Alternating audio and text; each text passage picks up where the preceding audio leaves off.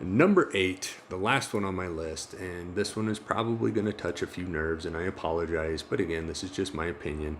Number 8 is what I call generations.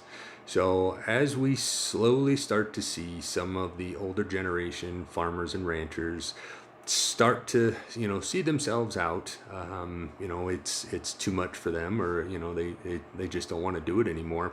The newer generation is, some of them may not want to take over the family farm or the family ranch and continue that legacy. So, my prediction, and I kind of hope that I'm wrong, but I feel like we are going to see some of those generational, some of those families, some of those legacy ranches start to show their faces on the market. You always hate to say, you always hate to see it, especially me. I love when ranches stay in the family for 10, 20, 30, 100 years or more.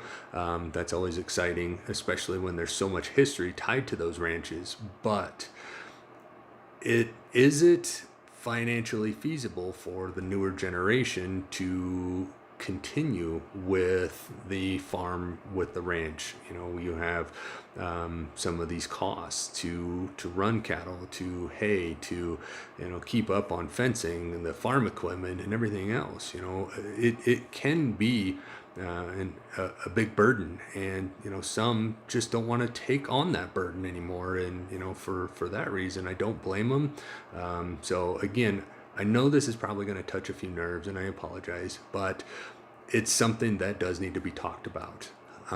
Again, I hope that I'm wrong, but you never know. So I hope you've enjoyed the last 8 factors to watch in the ranch market. Again, these are all just based on my opinion and what I've been seeing in the market over the last few years. I do a lot of research. I read a lot into these things.